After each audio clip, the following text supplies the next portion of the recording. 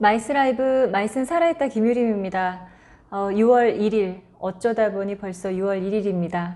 6월 1일은 얼동지에라고 해서 어린이날인데요. 미국인 친구한테 미국에도 어린이날이 있냐라고 물어보니까 미국에는 어린이날이 없다고 하더라고요. 그래서 왜 없냐 그랬더니 Parents Day도 없다라고 이야기를 하면서 매일매일이 어린이날이기 때문이다. 뭐 이렇게 얘기를 하더라고요. 친구들의 또는 지인들의 그 위챗을 보니까 대부분 어린이 관련된 그런 것들 또는 뭐 그 어렸을 때 동심을 계속 지켜가는 우리는 순수한 마음이 필요하다 뭐 이런 글들 메시지들 많이 주고받았는데요.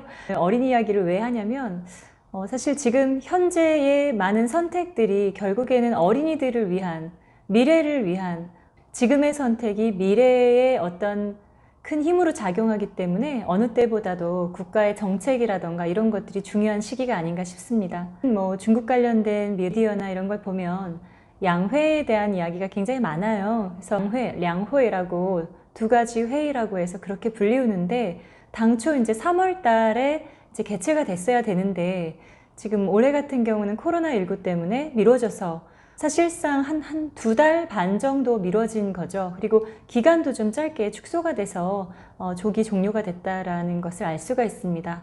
그 양회에 대한 여러 이제 지인분들이라던가 각 분야에 종사하고 계시는 분들과 의견을 좀 나누는 과정에서 몇 가지 양회의 어떤 핵심적인 내용, 특히 전시산업과 관련된 것을 좀 이야기해보고자 오늘은 좀 정리를 해봤는데요. 특히 양회의 핵심 내용을 요약해 보면 우선 재정 확대, 뭐 8조 이상의 재정 확대를 하겠다. 또 인프라 투자를 강화하겠다. 소비를 진작시키겠다. 지역 균형 발전을 이루겠다. 대외 개방 개혁의 정책을 내놨지만은 실질적인 투자 같은 경우는 대부분 뭐 5G라든가 교통 인프라 그리고 노후된 그런 지역에 대한 개조 같은 그런 인프라성 투자가 대부분입니다. 아쉽게도 전시 산업 또는 전시 기간 산업에 대한 어떤 그런 직접 인프라라던가 이런 것들은 언급이 현실적으로 없는 것이 사실인데요. 그래도 좀 이제 살펴볼 만한 것. 제가 오래전에 읽었던 책인데 이거 좀 찾아봐야 될 것 같긴 한데 뉴질랜드의 국가 수입 총액과 삼성그룹의 그 경제 활동의 범위가 사실은 그 더 크다라는 이야기를 들었는데 그 얘기는 뭐냐면 국가에 따라서 또 기업에 따라서 국가의 역할보다 기업의 역할이 더 큰 곳이 많이 있는 것 같아요. 그래서 최근에는 민간 기업과 정부 성격의 어떤 그런 기관들이 협업을 해서 예를 들면 뭐 알리바바와 CCPIT, 마오초호이라고 하죠. CCPIT의 협업으로 인해서 뭐 온라인 전시회를 만들겠다.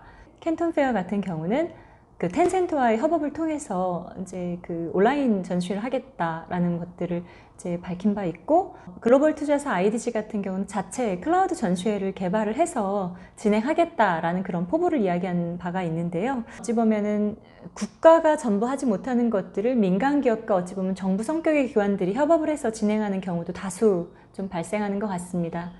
또한 이제 좀 살펴볼 만한 게 또 지역적인 차이가 있는 것 같은데 이제 지역마다 중국 같은 경우 뭐 베이샹 광션이라고 베이징, 상하이, 광저우, 션전이라고 이야기를 하는데 특히 상하이 같은 경우는 전시 산업이 매우 중요한 지역이다 보니까 특히 이제 7월 달에 국가급 전시회를 하나 개최를 하겠다라고 발표를 했어요. 그게 바로 뭐냐면 이제 공작기계 전시회인데 규모가 9만 스퀘어미터 이상입니다. 그리고 중국 상무부에서 주관을 하는 전시회라서 뭐 방역이라든가 이런 것들을 굉장히 아마 까다롭게 진행을 할 것 같고 전체 행사 요원에게 핵산 검사를 예정하고 있다고 합니다.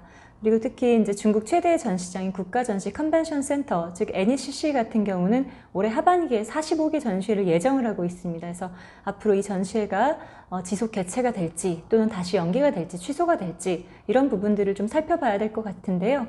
특히 이제 상하이시 같은 경우는 이제 그 전시산업협회를 통해서 발표를 한 바가 있습니다. 상하이 시내의 주요 전시장인 8개 전시장이 이제 그 자원을 공유를 해서 전시회가 전시장 때문에 전시장을 임차하지 못해서 취소되는 일을 만들면 안 된다라고 결의를 했었고, 그래서 매년 개최되는 2,000여 개 되는 전시회 중에서 취소된 거는 사실 20개 전시회고 그중 560여 전시회 이상은 모두 일정이 변경이 돼서 이제 하반기 특히 3, 4분기, 4, 4분기 개최가 될 것으로 예상이 좀 되는 바입니다.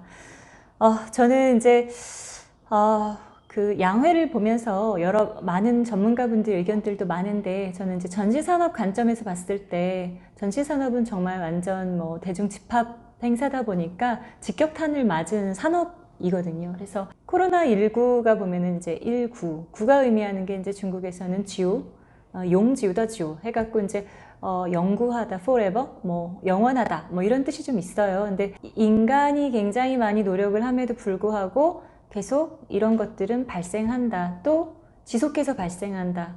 이것이 끝나면 더 큰 것이 올 수도 있다. 뭐 이제 이런 생각들이 많이 그 숫자의 의미에 담겨 있는 것 같고, 또 이번에 이제 양회에서 이제 중국이 발표한 그 경제 그 성장률에 대한 예측 지수를 1.8포인트를 적어냈습니다. 근데 1.8포인트 야오빠, 그건 뭐냐면 중국에서는 이제 야오빠 하면은 발전하겠다라는 야오, 뭐 의지, 그 다음에 빠 하면은 뭐 숫자 8도 있지만 파잔더 파 해갖고 이제 발전하겠다라는 의미가 있거든요. 그래서 이런 수치도 이런 어찌 보면 숫자 마케팅에 대한 전략을 갖고 발표를 하는 것인가에 대한 이런 생각이 좀 들고, 이런 어려운 상황에도 뭐 뚫고 나가겠다라는 굳은 다짐이 좀 보이는 장면이기도 한 것 같아서 여러 가지 생각이 많이 드는 양회였습니다. 특히 중국 같은 경우는 여러 가지 어려운 문제들이 많겠지만, 특히 이제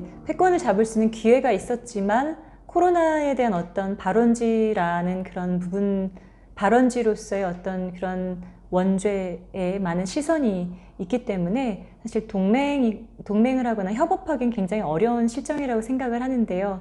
전시산업 같은 경우는 특히 국제라는 글자를 붙이려면 다른 나라와 무조건 잘 교류를 해야 되고 협업을 할 수밖에 없는 상황이거든요. 그래서 특히 중국의 전시산업, 직접적으로는 한중 전시산업 같은 경우는 올해 하반기 한국이 원하든 원치 않든 또 중국이 원하든 원치 않든 같이 협업을 할 수밖에 없는 그런 상황적인 상황에 놓여져 있다고 생각이 들고요.